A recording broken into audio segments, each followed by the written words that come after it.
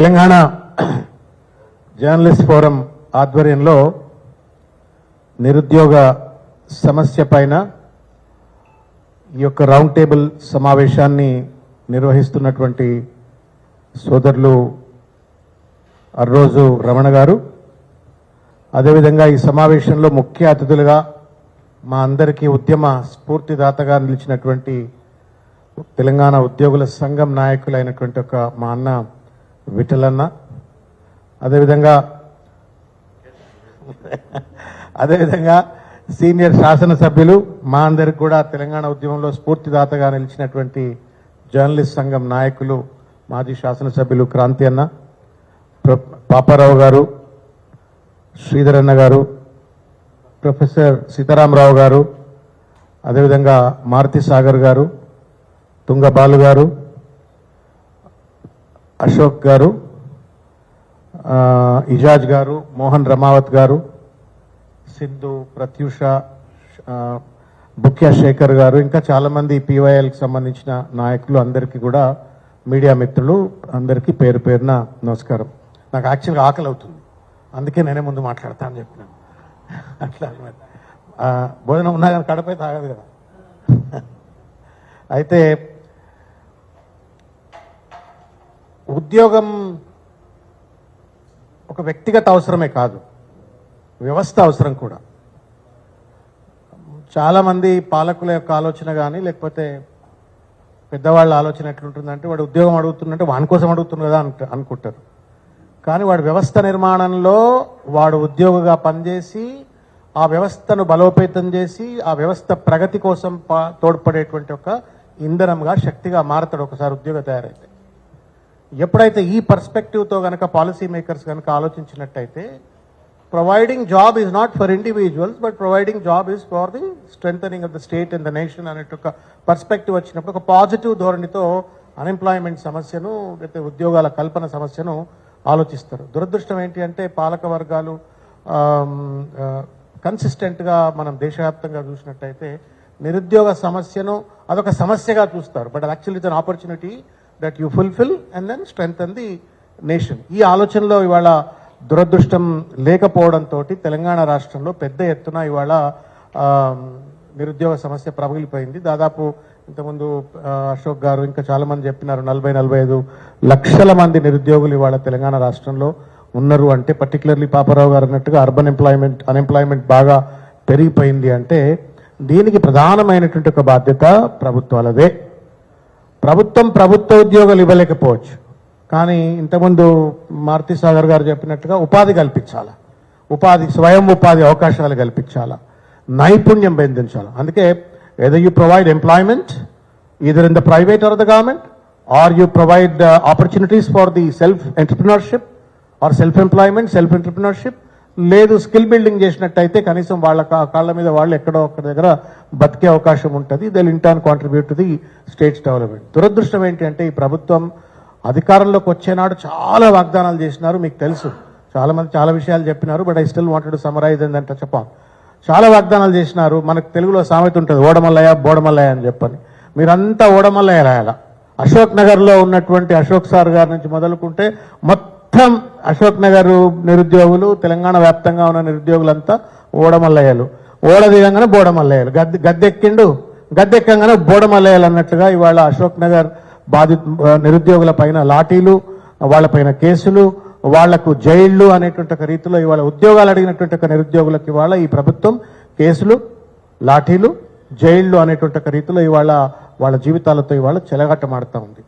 ఉద్యోగం లేకుండా ఇవాళ ఆత్మన్యూనతా భావంతో ఉన్నటువంటి ఒక వాళ్లకు ఇంతకుముందు అంటున్న పరిష్కారం ఏందని చాలా స్ట్రాటజీ చెప్పిండ్రు. నాకైతే ఒకటే పరిష్కారం కనబడుతుంది. పరిష్కారం ఏందయా అంటే, ఉద్యోగం రావాలి అంటే రేవంత్ పోవాలి. ఉద్యోగం రావాలి అంటే గట్టిగా వింటాడు రేవంత్ రెడ్డి. ఉద్యోగం రావాలి అంటే గట్టిగానండి, ఆకలి అవుతున్నట్టుంది. ఉద్యోగం రావాలి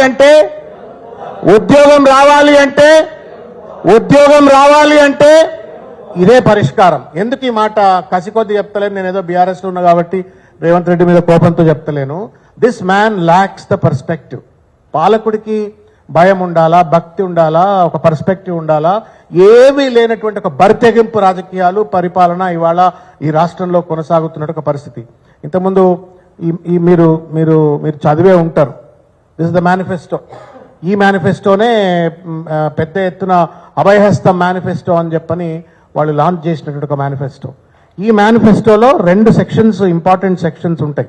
అవి ఒకటి మీకు 9వ పేజీలో హైదరాబాద్ యూత్ డిక్లరేషన్ అని చెప్పని ప్రియాంక గాంధీ గారే వచ్చి స్వయంగా ప్రకటించినటువంటి ఒక యూత్ డిక్లరేషన్. ఇది పెద్ద ఎత్తున యూత్ డిక్లరేషన్ ప్రకటించినారు.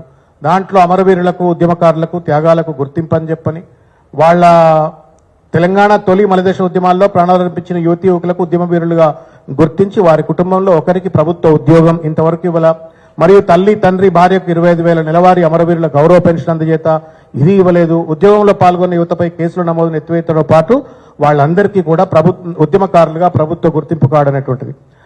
మొదటి నెలలోనే 2 లక్షల ప్రభుత్వ ఉద్యోగాల భర్తీ. మొదటి ఏడాదిలోనే SC, ST, BC, minority backlog పోస్టుల భర్తీ. ప్రతి ఏడాది జూన్ 2 నాటికి అన్ని శాఖల్లోని ఖాళీలతో పాటు జాబ్ క్యాలెండర్ ప్రకటించి సెప్టెంబర్ 17 లోపు నియామకాల పూర్తి. నిరుద్యోగ యువతకు ఉద్యోగ ఉపాధి అవకాశాలను కల్పించే వరకు ప్రతి నెల 4,000 రూపాయల నిరుద్యోగ భృతి చెల్లింపు. టీఎస్పీసీని ప్రక్షాళన చేస్తామని చెప్పని, తర్వాత స్కిల్ డెవలప్మెంటర్లు అని చెప్పని సెంటర్లు పెడతామని చెప్పని, ప్రభుత్వ రాయితీతో ఏర్పరచబడ్డటువంటి ఒక ప్రతి కంపెనీలో కూడా 75% తెలంగాణ వాళ్ళకే, లోకల్స్కే ఉద్యోగం ఇస్తాము అని చెప్పని వాగ్దానం చేసిండు. ఇవాళ ఇంత పెద్ద ఎత్తున వాగ్దానం చేసి యూత్ కమిషన్ ఏర్పరుస్తాం, 10 లక్షల వరకు వడ్డీ లేని రుణాలు ఇస్తామని చెప్పని, ఫీ రియంబర్స్మెంట్ పథకం గురించి, మహిళా సాధికారత పేరు మీద 18 సంవత్సరాలు పైబడి చదువుకునే వాళ్లకు యువతకి ఎలక్ట్రిక్ స్కూటర్ ఇస్తా అని చెప్పని, తర్వాత యువత ఉపాధి కల్పనలో మళ్ళా మెగా డిఎస్సి అని చెప్పని చెప్పిండు. ఫస్ట్ కేబినెట్ సమావేశంలో మెగా డిఎస్సి అని చెప్పిండు. రాష్ట్రంలో ఉన్న 2 లక్షల ఉద్యోగాల భర్తీ ఇట్లా చెప్పి చెట్ల మీద ఇస్తార్లు కొట్టినట్టు రాసినారు. చెట్ల మీద ఇస్తార్లు కొట్టినట్టు రాసినారు. దురదృష్టం ఏంటి అంటే ప్రభుత్వానికి భరోసా కల్పించాలా. ఇవాళ నిరాశ నిస్పృహతో కొట్టుమిట్టాడుతున్నట్టు నిరుద్యోగులకు భరోసా కల్పించాలా. పుస్తమెట్టలమ్మి, తల్లి పుస్తమెట్టలమ్మి ఆ డబ్బు పట్టుకొచ్చి అశోక్ నగర్ కోచింగ్ సెంటర్లో డబ్బులు కట్టి హాస్టల్లో ఉండి చదువుకుంటూ ఉద్యోగ నోటిఫికేషన్ల కోసం ఎదురు చూస్తున్నటువంటి ఒక విద్యార్థులకు ఒక భరోసా. ఓన్లీ వే భరోసా ఏంటి? దొంగ లెక్కలు చెప్తా ఉన్నారు. 67,000 ఉద్యోగాలని చెప్పని మన అసెంబ్లీలో చెప్పినారు. మేము అడిగినాం ఎట్లనాయా 67,000 ఉద్యోగాలు అంటే, వాడు ఏం చెప్తా ఉన్నాడు ఇవాళ, నేను ఇస్తా అన్న 2 లక్షల ఉద్యోగాల్లో 67,000 ఉద్యోగాలు ఇచ్చేసిన, నేను ఇంకా బాకీ ఉన్నటువంటిది 130,000 ఉద్యోగాలు అని చెప్పని మనం మభ్యపెట్టే ప్రయత్నం చేస్తూ ఉన్నారు. వాస్తవానికి 67,000 ఉద్యోగాల్లో 17,000 ఉద్యోగాలు మాత్రమే ఈ ప్రభుత్వం నోటిఫై చేసినటువంటిది. మిగతా అన్ని కూడా కేసీఆర్ గారు ప్రభుత్వమే గుర్తించి ఆ భర్తీ చేసే ఒక ప్రక్రియ మొదలుపెట్టిన తర్వాత ఏ దొడ్ల కడితేనే నా దొడ్లే ఇంత చాలదా అని చెప్పని రేవంత్ రెడ్డి తన ఖాతాలో వేసుకుని ఇవాళ ఉద్యోగాలను భర్తీ చేయకుండా ఇవాళ మోసానికి గురి చేస్తూ ఉంటారు. ఏమవుతుంది ప్రభుత్వానికి? ఒక వైట్ పేపర్ రిలీజ్ చేయండి. 2.5 ఏళ్లు గడిచిపోయినాయి. ఏ డిపార్ట్మెంట్లో ఎన్ని ఉద్యోగాలు ఖాళీలు ఉన్నాయి? I'm willing to wait. నేను ఇంకొక 6 నెలలు వెయిట్ చేస్తా. నేను ఇంకొక సంవత్సరం పాటు నేను వెయిట్ చేస్తా. నేను ఇంకొక సంవత్సరం పాటు నేను వెయిట్ చేస్తా. నాకు మీరు కనీసం చెప్పండి, రెవెన్యూ డిపార్ట్మెంట్లో ఎన్ని ఉద్యోగాలు వస్తాయి, కొత్త ఆర్డీఓలు ఎన్ని వస్తాయి, కొత్త డిఎస్పీలు ఎన్ని వస్తాయి, కొత్త సిటీఓలు ఎన్ని వస్తాయి, కొత్త సెక్షన్ ఆఫీసర్స్ ఎన్ని వస్తాయి, కొత్త జూనియర్ అసిస్టెంట్లు ఎన్ని వస్తాయి, ఏ డిపార్ట్మెంట్లో ఏ ఉద్యోగాలు ఖాళీ అవుతాయి అని చెప్పని ఒక ఈ సంవత్సరం ఇన్ని వస్తాయి, ఈ సంవత్సరం ఇన్ని వస్తాయి, ఈ సంవత్సరం ఇన్ని వస్తాయి అని చెప్పని ప్రకటించడానికి మీ ముల్లేం పోయిందిరా భయ్. All that you have to do is to declare a white paper that these are the likely vacancies in the next 4 years or 3 years. మీరు ఆ రకంగా మీరు ప్రిపేర్ కండి అని చెప్పని. డబ్బు లేవంటున్నావు, వాస్తవానికి డబ్బు లేదు ఈ ప్రభుత్వం దగ్గర. సంపద సృష్టించేటోడికే పాలకుడిగా కొనసాగేటువంటి ఒక హక్కు ఉంటుంది. దుర్మార్గుడు రేవంత్ రెడ్డి గారు సంపద సృష్టించలేకపోతా ఉన్నాడు. We're in revenue deficit, serious revenue crisis. దొంగ లెక్కలతో బడ్జెట్ ను ప్రవేశపెట్టి వాళ్ళ ప్రజలను, విద్యార్థులను అందరినీ కూడా మభ్య పెడతా ఉన్నాడు. రెవెన్యూ రెసిప్ట్స్ లో డెఫిసిట్, టాక్సెస్ కలెక్షన్స్ లో డెఫిసిట్, ఆఖరికి పెద్ద ఎత్తున పనిచేసే రియల్ ఎస్టేట్ రంగం కూడా వాళ్ళ కుదేలైపోయింది. మొత్తానికి సంపద లేదు. I will also empathize with that. At least tell me how you can create the jobs, what are the vacancies that exist in the government. అది చెప్పడానికి కూడా ఈ ప్రభుత్వానికి మనసు రాకపోతే విఘ్నత లేకపోతే వీడు పాలకుడా లేకపోతే రాక్షసుడా? ఏ ముఖం పెట్టుకొని నువ్వు అశోక్ నగర్కి వెళ్ళి రాహుల్ గాంధీని తీసుకుపోయినావు, ప్రియాంక గాంధీని తీసుకుపోయినావు, రేవంత్ రెడ్డి పోయి అక్కడ డ్రామాలు ఎట్లా చేసిండు నాకు బాగా గుర్తు. జీవో 46 పాపం బాధితులు కానిస్టేబుల్ దాదాపు 1,00,000 మంది ఉద్యోగాలు రాసినట్టున్నారు. లక్ష మందిని ఎన్నికల ప్రచారంలో వాడుకున్నారు. ఈ అశోక్ నగర్ వాళ్ళకి బస్సులు పెట్టి ప్రచారంలో వాడుకున్నారు. ఇంత పెద్ద ఎత్తున మీ గెలుపు కోసం తోడ్పడ్డట్టుగా నిరుద్యోగులకు ఉద్యోగం ఇవ్వకపోయినా ఉద్యోగ అవకాశాలు ఎప్పుడెప్పుడు ఎట్లా వస్తాయని చెప్పని ఒక వైట్ పేపర్ ఎందుకు ప్రకటించలేరు? ఇస్తానన్న జాబ్ క్యాలెండర్ను ఎందుకు ఇవ్వలేకపోతా ఉన్నాడు? ఒకటే మాట, ఉద్యోగ సంపద సృష్టించలేని వాడికి పాలకుడిగా కొనసాగే అర్హత లేదు. ఉద్యోగాలు ఇవ్వలేనట్టు సన్నాసులకు ఓట్లు అడిగేటువంటి హక్కు కూడా లేదు అనే విషయాన్ని బలంగా మనం చెప్పవలసిన అవసరం ఉంది. నేను గత ప్రభుత్వం కేసీఆర్ గారి నేతృత్వంలో దాదాపు 1,65,000 ప్రభుత్వ ఉద్యోగాలు, 20 లక్షల ప్రైవేట్ ఉద్యోగాలు ఇవన్నీ కూడా భర్తీ చేసినట్టుగా లెక్కలు చెప్తా ఉన్నాయి. నేను అడిగేది ఏంటి అంటే ఈ ప్రభుత్వం, నేను మళ్ళా రీట్రేట్ చేస్తాను, do you have a policy on employment? నువ్వు ఎంప్లాయ్మెంట్ 45 లక్షల మంది నిరుద్యోగులు ఉన్న తెలంగాణ రాష్ట్రంలో ఈ సమస్యను పరిష్కరించడం కోసం రేవంత్ రెడ్డి దగ్గర do you have an employment policy or not? వైఎస్ఐయు అని పెట్టి స్కిల్ యూనివర్సిటీ పెట్టిన చంద్రబాబు నాయుడు ఐఎస్బి పెట్టిండు, రేవంత్ రెడ్డి వైఐఎస్యు పెట్టిండు అని చెప్పని సొల్లు మాటలు మాట్లాడేట్టుగా రేవంత్ రెడ్డి గారు ఎంతమందిని నువ్వు ట్రైన్ చేసినావు 2 years లో? ఎంతమందిని ట్రైన్ చేసినావు? In fact when I return that in 2018 మేనిఫెస్టోలో రాసినప్పుడు we have proposed it. Skill university పెట్టాలా, విశ్వకర్మ స్కిల్ యూనివర్సిటీ పెట్టాలా అని అట్లా పెడుతూ మొత్తం కూడా ఒక హబ్ అండ్ స్పోక్ మోడల్లో హైదరాబాద్ లో ఒక intellectual guidance, కరికులము, course, training method అంతా క్రియేట్ చేస్తూ మొత్తం ప్రతి జిల్లాలో ప్రతి మండలంలో కూడా స్కిల్ డెవలప్మెంట్ సెంటర్లు ఉండాలా, కేంద్ర ప్రభుత్వం అనుసంధానం కావాలని చెప్పని 18లో for the first time when I return the Congress manifesto we return. ఏం రోగం రాబాయి, 200 కోట్ల రూపాయలు అలొకేట్ చేసినారు. ఆనంద్ మహీంద్ర కావాలన్నా 1000 మందిని 2 ఏళ్లలో ట్రైన్ చేయడానికి చెప్పండి. 1000 మందిని ట్రైన్ చేయడానికి ఆనంద్ మహీంద్ర 200 కోట్ల రూపాయలు, 100 ఎకరాల భూమి, దానికి వైవైఎస్యు అని చెప్పని జబ్బలు కొట్టుకుంటూ సంకలు కొట్టుకుంటున్నారు ఇవాళ రేవంత్ రెడ్డి గారి ప్రభుత్వం. There is no skill development, there is no employment, there is no entrepreneurship. BC corporation, SC corporation ఇటువంటి వాటి ద్వారా ఇంతకుముందు అన్నట్టుగా నేను యూత్ కమిషన్ పెట్టి 10 లక్షల రూపాయలు ఇస్తానది అవి లేవు. మొత్తానికి మొత్తం ఇవాళ ఏమన్నాడు 3 ట్రిలియన్ ఎకానమీ అంటాడు. ఎట్లయితుంది 50 అంటే అవుతుంది అంటాడు. నీ 60,000 కోట్ల రూపాయల రెవెన్యూ డెఫిసిట్ ఉన్నటువంటి ఒక తెలంగాణ రాష్ట్రంలో ఈ ఫైనాన్షియల్ ఇయర్ లో he's talking about 3 trillion economy. ఎట్లయితుంది అంటే తెలంగాణ రైజింగ్ అవుతుంది కాబట్టి 3 ట్రిలియన్. ఎవరు రైజింగ్ అవుతున్నాడు? రేవంత్ రెడ్డి రైజింగ్ అవుతుంది. ఎట్లా రైజింగ్ అవుతున్నట్టే రియల్ ఎస్టేట్ దందాల్లో రైజింగ్ అవుతున్నాడు, వ్యక్తిగత సంపదను సంపాదించుకోవడంలో రైజింగ్ అవుతున్నాడు. నిరుద్యోగులు ఇవాళ ఆత్మహత్యలు చేసుకునేటువంటి ఒక పరిస్థితి ఏర్పడింది. ఎంత దుర్భరం. నాకు బాధ కలిగింది. అశోక్ గారు మాట అడిగింది, ఏంది మధ్యాహ్నం పూట భోజనం పెట్టాడు, కళ్ళలో నీళ్ళు వచ్చినాయి నాకు. ఏంటి నిరుద్యోగులు 5 గ్రాడ్యుయేట్ అయ్యి, పోస్ట్ గ్రాడ్యుయేట్ అయ్యి, పిహెచ్డీలు చేసి నాకు 5,000 మధ్యాహ్నం పూట 5 రూపాయల భోజనమో 10 రూపాయల భోజనం పెట్టాలనేటువంటి దౌర్బల్యమైన పరిస్థితులకు ఎందుకు దిగదాడుతున్నాం? పేదరికం. ఈ పేదరికాన్ని అర్థం చేసుకోవాలంటే గుండె కావాలి. ఈ గుండె లేని ప్రభుత్వం ఈ ప్రభుత్వం, మానవత్వం లేని ప్రభుత్వం. గొడ్లను కొట్టినారు. I still remember GO 29 case సందర్భంలో గొడ్లను కొట్టినట్టు వాళ్లను భుజాలు ఎత్తుకొని ఊరేగి ఓట్లు వేయించుకొని వాళ్ళని గొడ్లను కొట్టినట్టు కొడతావు. ఇవాళ విద్యార్థులు మాకు మధ్యాహ్నం భోజనం పెట్టినా చాలు అని చెప్పని ఉద్యోగాల నుండి భోజనం కాడికి వచ్చినాం మనం. అరే సిగ్గు శరం ఉండాలి ప్రభుత్వానికి, మానవత్వం ఉండాలి, చీమునెత్తురు ఉండాలి. అధికార మదం నెత్తికెక్కిన తర్వాత ఇవాళ విద్యార్థి నిరుద్యోగుల పట్ల ఈ రకమైన వ్యవహారం ఉంటుంది. ఎవరన్నా కావచ్చు, ఆయన కింద పనిచేసే వాళ్ళు ఎవరన్నా కావచ్చు, లేకపోతే శాసనసభ్యులు, శాసన మండలి సభ్యులు ఎవరన్నా కావచ్చు, ఆల్ ఆఫ్ యూర్ అకౌంటబుల్. వాళ్లను మభ్యపెట్టి, రెచ్చగొట్టి, ఆవేశపరిచి, బస్సులలో ప్రయాణం చేపించి ఇవాళ కనీసం వాళ్ళతో మాట్లాడడానికి కూడా మీకు సమయం లేదు అంటే ఎంత దుర్మార్గమైనటువంటి ఒక విషయాన్ని నేను తెలియజేస్తా ఉన్నాను. ఇవాళ ఇంకొక విషయం, గవర్నమెంట్ ఎంప్లాయ్మెంట్. ప్రభుత్వ ఉద్యోగాలు పెరిగినాయి అంటున్నాయి. I just trying to do some search. ఇగో పాపం పోలీసులు లాఠీ చార్జ్లో దెబ్బతిన్నటువంటి వాళ్ళు ఏదో క్రిమినల్స్ అయినట్టుగా వాళ్ళ గొలుసులు కట్టేసి తీసుకుపోయినట్టుగా వైనం. అగో మన సోదరుణ్ణి. ఏం న్యాయం చెప్పు రేవంత్ రెడ్డిది? దీనికేనా నీకు ఓట్లేసింది చెప్పు? విద్యార్థి నిరుద్యోగుల పైన లాఠీలు జడిపించడం కోసం రేవంత్ రెడ్డి ముఖ్యమంత్రి గద్దెనెక్కినవా? దొంగలకు, నేరస్తులకు, రేపిస్టులకు వేసేటువంటి సంకెళ్లు వేసి, గొలుసులేసి విద్యార్థి నిరుద్యోగుల పట్ల అమానుషమైనటువంటి దమనకాండ కొనసాగించడం కోసమే నువ్వు ఇవాళ ముఖ్యమంత్రి అయిన రా అని చెప్పని ఇవాళ ప్రశ్నిస్తా ఉన్నాను. అరాచకం ఇది. నేను ఒక విషయం చెప్పదలుచుకున్నా. the percentage of workforce in Telangana, government workforce in Telangana is 3.8%. 3.8%. National average of the government workforce is 6%. అంటే నేషనల్ యావరేజ్ 6% ఉంటే 3.8 మాత్రమే ఉంది. కర్ణాటక 4.8, మహారాష్ట్ర 4.9 ఏదో ఉంది. అట్లా చాలా రాష్ట్రాలు మనతో సమానమైనటువంటి ఆర్థిక స్తోమత కలిగినటువంటి రాష్ట్రాలలో 4.8, 4.9, 4.10.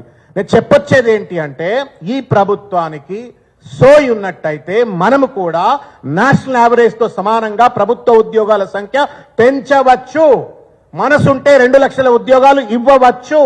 ప్రతి ఒక్క నిరుద్యోగ బిడ్డ ఎవరైతే ఇవాళ కోచింగ్ సెంటర్లు ఇంతకుముందు చెప్పింది ఒక లెక్క 1,00,000 మంది మాత్రమే చదువుతా ఉన్నారు కాంపిటేటివ్ కోచింగ్ సెంటర్లో అని చెప్పని, వాళ్ళందరినీ కూడా ఉద్యోగాలు భర్తీ చేయొచ్చు, provided this government has a will. ఆ విల్ దయచేసి ఎందుకు లేదు అని చెప్పని వాళ్ళ రేవంత్ రెడ్డిని ప్రశ్నిస్తా ఉన్నాను. ఇంతకుముందు పాపారావు గారు చాలా విషయాలు చెప్పినారు. టిఎస్ ఐపాస్ అని మనకు ఒక వెబ్సైట్ ఉంటుండే, కేటీఆర్ గారి నేతృత్వంలో పెద్ద ఎత్తున ఆయన 20 లక్షల ఉద్యోగాలు కల్పించడం కోసం ఈజ్ ఆఫ్ డూయింగ్ బిజినెస్ అని చెప్పని వారు పెద్ద ఎత్తున వేల కంపెనీలను అట్రాక్ట్ చేసిన తర్వాత 23-24లో 2,659 కంపెనీలు రిజిస్టర్ అయితే 24-25కి వచ్చేటప్పటికి అవి 2,050 అయింది. 25-26కి వచ్చేటప్పటికి 915 అయింది. తర్వాత పెట్టుబడులు 28,100 crores ఉంటే 24-25కి వచ్చినప్పటికి 13,000 అయిపోయింది. 25-26కి వచ్చేటప్పటికి 4,869 అయిపోయింది. అంటే దాదాపు ఉద్యోగాల కల్పనలో 70-73% తగ్గిపోయింది. కంపెనీల ఏర్పడటంలో 70-73% తగ్గిపోయింది. ఏం గడ్డి బిక్తా ఉన్నారు మరి చెప్పరు మీరు ప్రభుత్వ ఉద్యోగాలు భర్తీ చేయట్లేరు, ప్రైవేట్ ఉద్యోగాలు కూడా భర్తీ చేయించే ఒక పరిస్థితిలో మీరు లేకపోతే who's rising that? When Telangana is rising, when Telangana economy is going to achieve the 3 trillion economy అనుకున్నప్పుడు ఉద్యోగాలు పెరగాల, కంపెనీలు పెరగాల, సగటు మనిషి యొక్క జీవితంలో క్వాలిటీ ఆఫ్ లైఫ్ మారాలా. అది ఎందుకు మారతలేదు రేవంత్ రెడ్డి సమాధానం చెప్పాలని చెప్పి నేను కోరుతా ఉన్నాను. ఇవాళ చాలా కంపెనీలు వెళ్ళిపోయినాయి, గుజరాత్కు పోయినాయి, కర్ణాటకకు పోయినాయి. వాటి మీద అడిగితే సమాధానం చెప్తలేరు. దావోస్కు పోతాడు ముఖ్యమంత్రి, దావోస్కు పోయి ఏం మాట్లాడతారండి? మరి ఆయన చూసి కంపెనీలు రావాలి కదా. ఏమంటున్నాడు?